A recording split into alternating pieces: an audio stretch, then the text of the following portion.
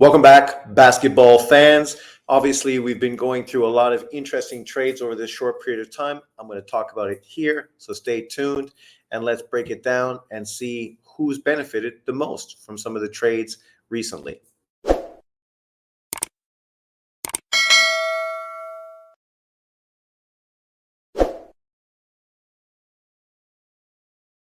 Welcome back, basketball fans. So, right now, the NBA season finished. Boston Celtics ended up becoming an NBA champion once again. Obviously, Dallas more than lived up to expectations, getting to the finals. Obviously, coming up short, but having a fantastic season nonetheless. We just had the NBA draft. We just had a lot of great players get drafted. Obviously, Bronny's son just got drafted to LA. And now we're in the midst of getting prepared for the upcoming Olympics. And there's a lot of basketball going on right now internationally as well. So there's a lot to talk about and a lot to look forward to. So that's excellent if you're a basketball fan like myself. Today, we're going to be talking about some of the trades that we've seen. So let's get to it, talk about it, give our impression on what's happened and how we think that's going to work out. So NBA trade deadlines from the NBA. So I'm going to talk about Dallas first because obviously Dallas is a team that just ended up in the finals, came up a little short to Boston. So then you have to ask yourself, why did we lose? What do we need to get over that hump? How could we have done better? And so far in this offseason, these are the three pickups that the Dallas Mavericks had made. Obviously, the number one is Klay Thompson, the splash brother from Golden State Warriors, one of the best three-point shooters in the history of the NBA, along with Najee Marshall, a very good small forward, and Quentin Grimes, adding guard depth to the Dallas Mavericks. And the one thing, obviously, we know Dallas needs is good defense, especially at the point of attack. And that's what Quentin Grimes and Najee Marshall give them. These are the kind of players who can help stop players at the point of attack, solidifying Dallas's defense. Obviously, Dallas's defense on the second half of the year was very good. This is just going to make it that much better. Grimes ends up being a replacement for Hardaway and what's the other guard they lost? Who were both good players, but one was a good defensive player, the other one was a good shooter. Quentin Grimes brings a combination of those two things together. He's a solid defender, and he's a very capable three-point shooter. He may not be a Hardaway type of caliber shooter, but he's a much better defender. He's just a better overall player, a guy who is still young and has room to improve, and definitely solidifies Dallas's depth in this position. They don't need him to do much, but obviously coming off the bench, which is going to be his position, they want to make sure that he can come in defensively, lock teams down, and hit the open three when it's there. Najee Marshall is going to be replacing Jones, who was one of the fans' favorites this year, one of the guys who benefited the most from Luka's alley-oops. Najee Marshall is not the explosive kind of player that Jones is, but he's just as solid defensively. And even better than that, he's a much better three-point shooter. So with the two players you're adding, you're getting depth in defense and depth in three-point shooting. And this was obviously two areas that they suffered against Boston in the finals. They weren't able to knock down any of their threes. And obviously, you could always be more solid defensively. Excuse me. And then, of course, you bring in Klay Thompson, who last year was criticized for not being the player he historically had been. Lost his starting position at times during the season, but still ended up averaging 18 points and had some great moments, some great nights on the court where he was still the same old Klay, able to hit 3 points from all over, carry the team offensively. And this gives Dallas a legitimate third scorer, which is something they haven't had. They definitely did not have last year. They need to rely on guys like Washington's and Jones and Hardaway and other players to have good games to pick up that slack. But that's the problem with those kind of players. They may have a game like that in a 6 or 7 game series, but they're going to have one game like that. They're not going to have multiple games. They're not going to be a legitimate third scorer for a team.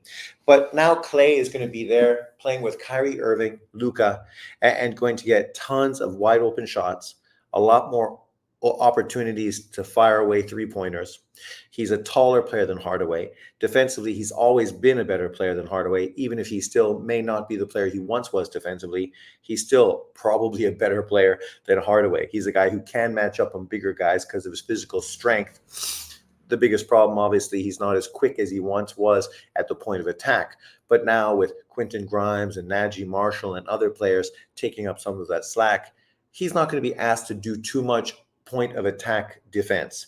And then you also now, something you didn't have for Golden State, you have two solid centers behind you who are both very defensively versatile players, can cover a lot of ground, and are very good defensively on the help side, right? Which is what Clay didn't really have last year or the year before or the year before that with the Golden State Warriors. So his job is going to be that much easier next year. This is some of the players that obviously are going to help contribute. I mean, you got Luka, who is an MVP caliber player, right? The fact that he didn't get more attention putting up numbers like this last year, 34 points, 9 assists, 9 rebounds, and almost 10 assists a game. Those numbers are sick. Like, you may not find any other player in the history of basketball, NBA, who's ever put up numbers resembling these, except of maybe Harden in the year he won his MVP. But of course, Luka was third on people's ballots, even though he put up those kind of historical numbers. Then you had Kyrie Irving putting up 25 points, 5 and 5, also historical numbers for him, really being a great player for them this year. Obviously, he let them down against Boston. Didn't really deliver like you would have thought he could against his ex-nemesis. And that's unfortunate. But now, of course, with Clay there, you're not going to have that much responsibility on him to be that second scorer night after night after night. Then you have PJ Washington, who was very solid, 13 points, 5.6 assists, 2 assists a game, was able to hit the three-pointer, played solid defensively, able to rebound quite a bit, and he's definitely a very strong asset to this team. And then you got your two-headed monster down low, 11 points and 7.5 assists from Daniel Gafford, who played great. And of course, Derek Lively II, 9 points and 7 rebounds a game. And it doesn't even show their block shots that they had, per game. Both of them well over 1.5, I think, if I'm just off the top of my head. And the great thing about this team is Derek Lively obviously had to deal with a lot of drama last year. His mother had cancer. She ended up dying during the season, which obviously would have been very difficult for the young man. You can expect him to get much better next year. He showed that he can hit the face-up jump shot. If he can consistently hit the jump shot off the pick and roll, hit the three-pointer, and just put on a little bit of muscle so he's a little stronger down low, he is going to be a fucking all-star for Dallas. When you think about Kyrie Irving, PJ Washington, Luka Doncic, Derek Lively II, and Clay,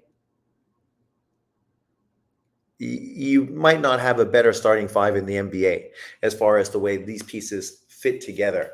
It's a very, very, very interesting squad. Obviously, the West is deep. Teams are continuously add pieces to them and getting better and better. So it's still going to be very difficult for them. They got better, but so did many other teams. It's going to be a very, very intriguing season next year. But let's move forward. Then we get to one of their top rivals, the Thunder, who ended up being the number 1 team in the West last year, tied with Denver. They've just added 2 great signings to their squad. Alex Caruso, a very solid guard, very good defensive player, lots of energy, explosiveness, able to hit the three-pointer, averaging 10 points, 3.8 rebounds, 3.5 assists. He is a guy that's coming to this team, and he's going to be playing that Giddey role. But he's a much better defender than Giddey. He's a much better shooter than Giddey. He doesn't have Giddey's height or length, but he's also a more explosive athlete than Giddey. He's also older, more experienced, and just really a better complementary piece to this team, who needs to add some toughness, some grit, right? And then they added Isaiah Hartenstein, who was one of the breakout players of this year's playoffs for the New York Knicks. He played fantastically. 7.8 points, 8.3 rebounds, really solid numbers. Obviously, he's a strong physical guy, a guy that, has a little bit of flexibility defensively. Obviously, a very good rebounder as well.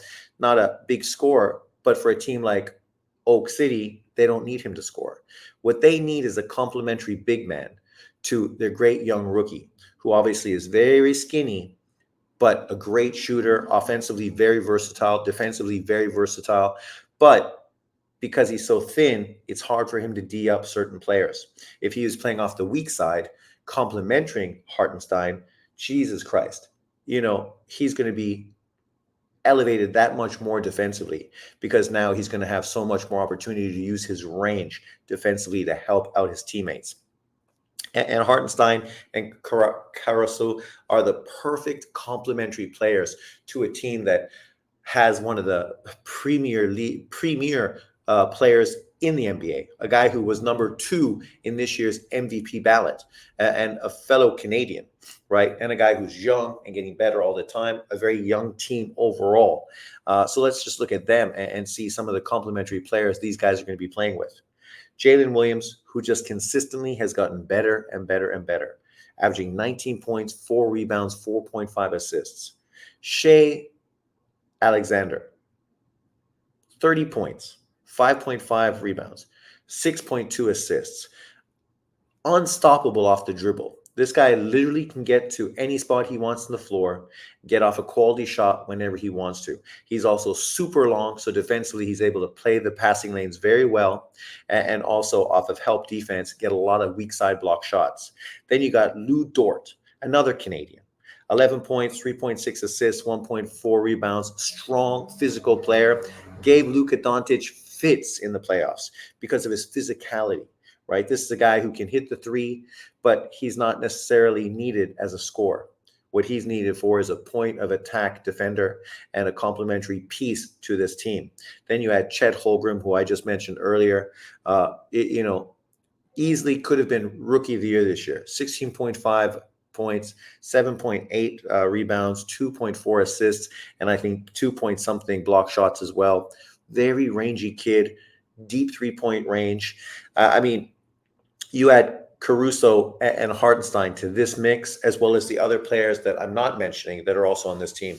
And Oak City has just gotten so much better going into next year's NBA season, and just that much better in the playoffs, thanks to the veteran players they've added and the complementary pieces that they do add to this team.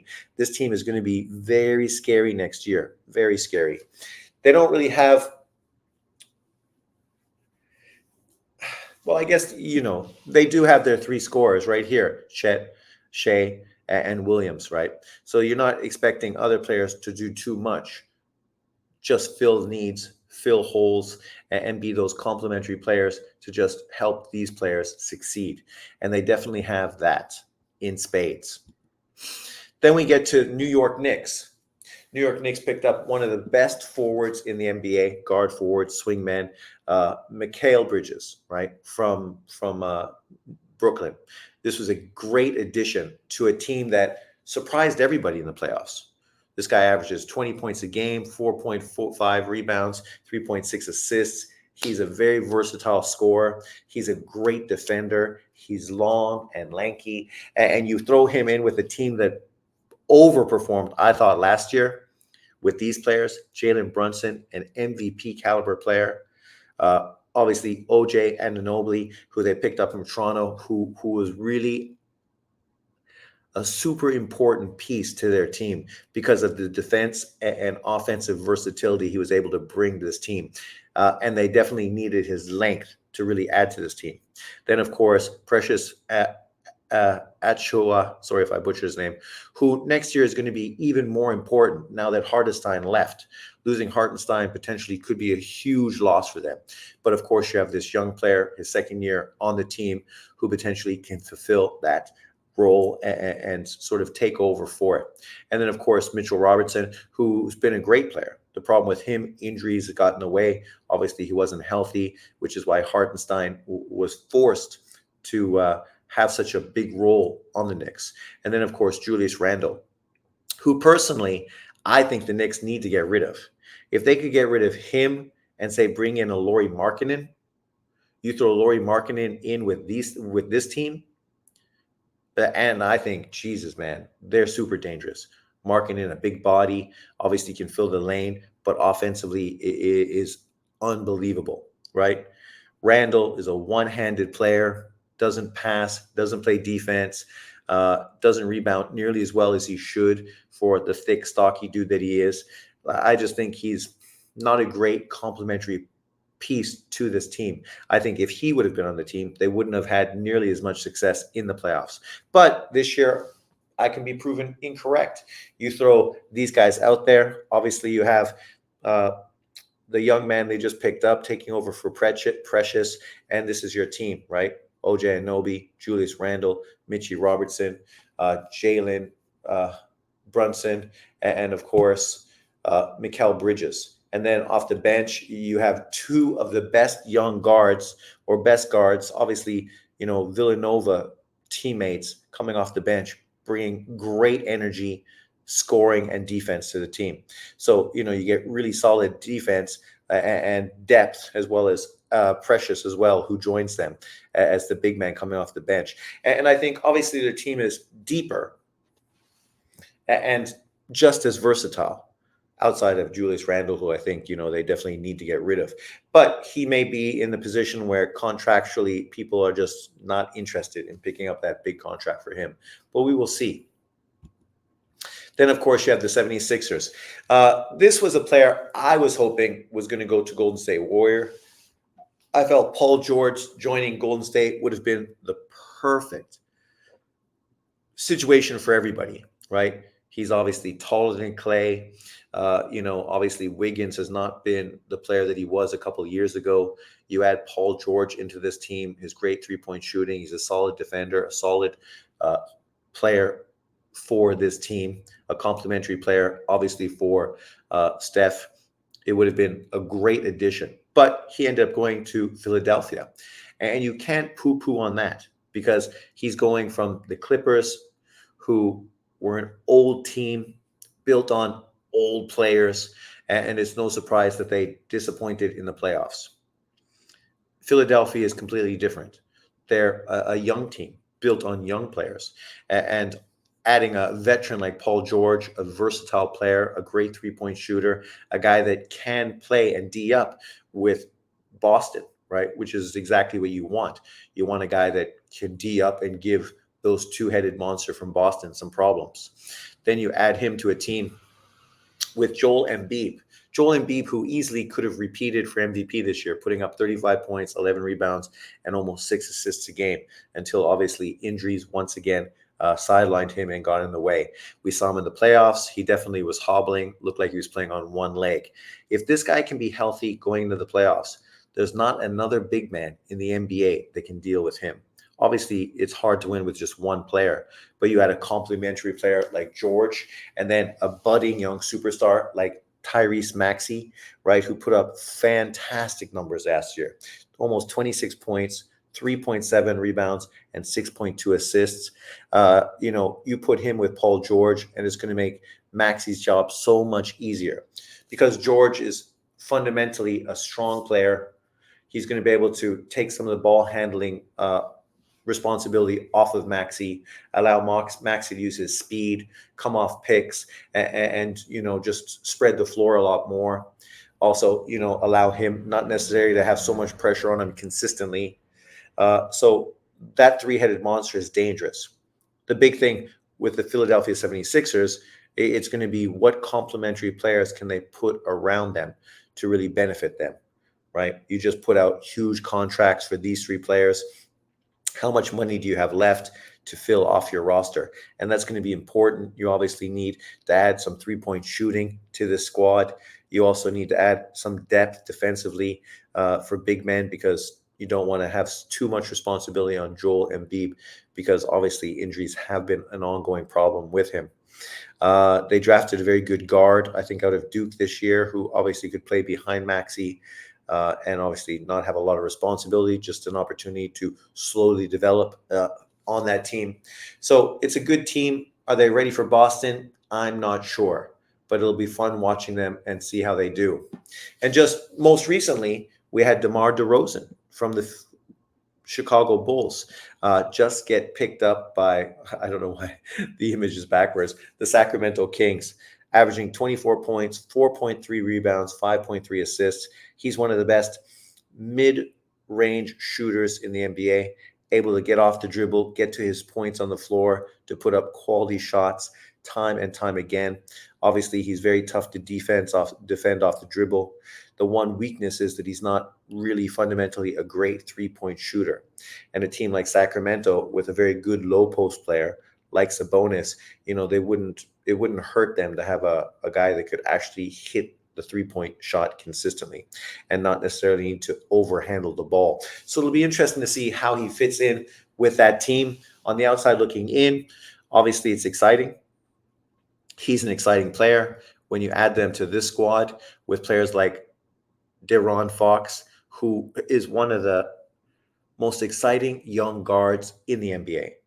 The guy has lightning speed, can get anywhere he wants on the floor at any time, which obviously means then he can kick the ball to any of his players for open shots. That's the problem. Is my man DeRozan going to be able to really complement him? They both kind of play fundamentally a similar style of play. So it'll be interesting to see how they complement each other. Also, DeRozan is not the best defender. Sacramento, if you look at their roster, they got some good shooters, great players, young team, very exciting team. But defensively, how good are they, especially when they play against top teams? Can they actually defend, which we know is obviously very important going into the playoffs. You have Sabonis, who's a great center, one of the best rebounders in the NBA, almost 20 points and 14 rebounds a game, 8.2 assists, right? The offense really flows through him. He is the key cog for setting up pick and rolls with Fox, which is why obviously Herter and Murray benefit so much from three-point range because they get so many open threes just from Fox being able to get into the lane, kicking out to those guys for open threes. Obviously, Murray is shown to be a great three-point shooter, but he needs to improve defensively. He's super long. He also has to rebound better. You can't just have Sabonis consistently be the only guy who is doing all the work on the glass. For Herter, great shooter. Obviously, he needs to be more fundamentally proficient all around, right? You can't just be a three-point shooter. You got to be a solid defender, even if it's team defense. You obviously have to be able to, take advantage of your shot by getting past your defender off the dribble, and then obviously move the ball, benefit the rest of the players on your team. It's going to be interesting to see how they start. I wonder if they're going to start these five guys with DeRozan thrown in there. If they do defensively, I think they're flawed.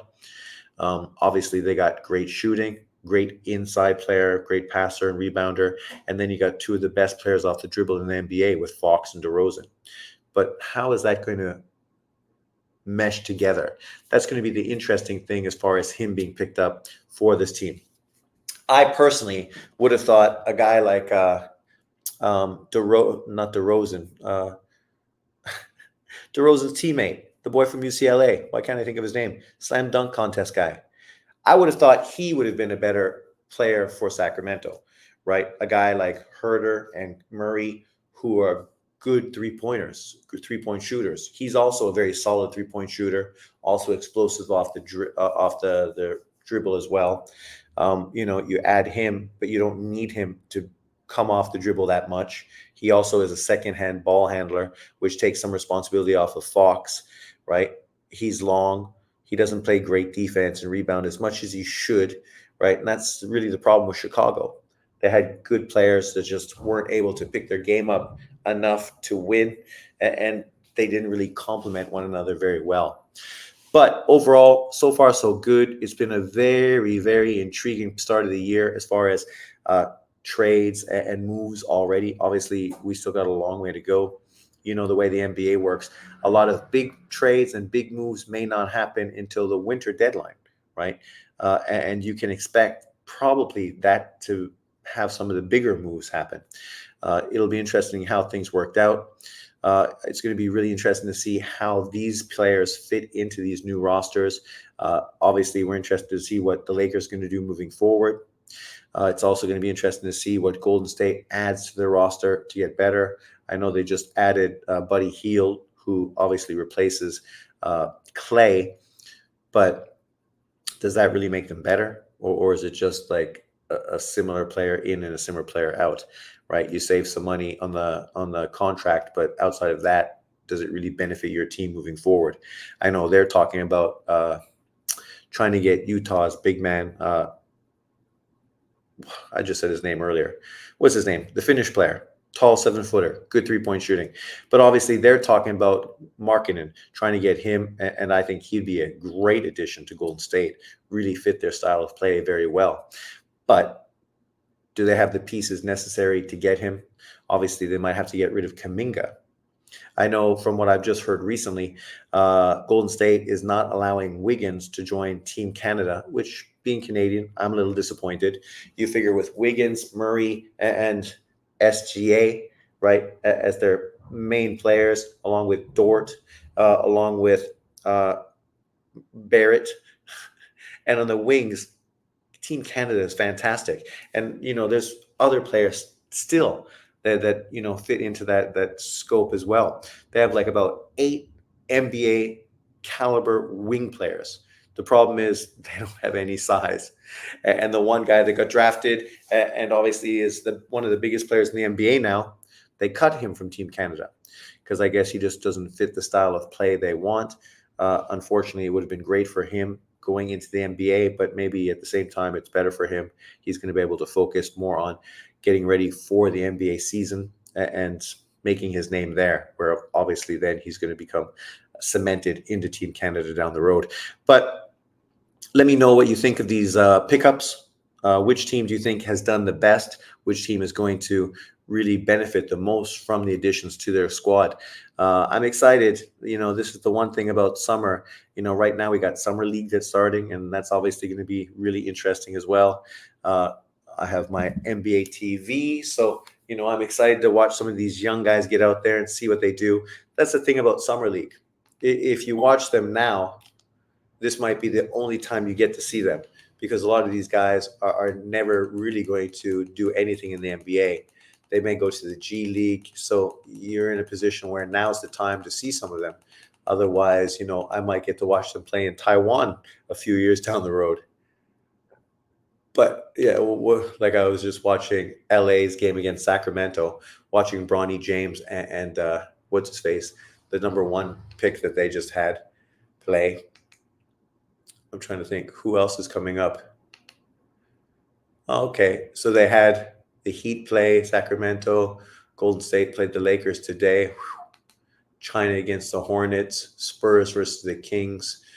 So a few games have happened. Obviously, it's heating up.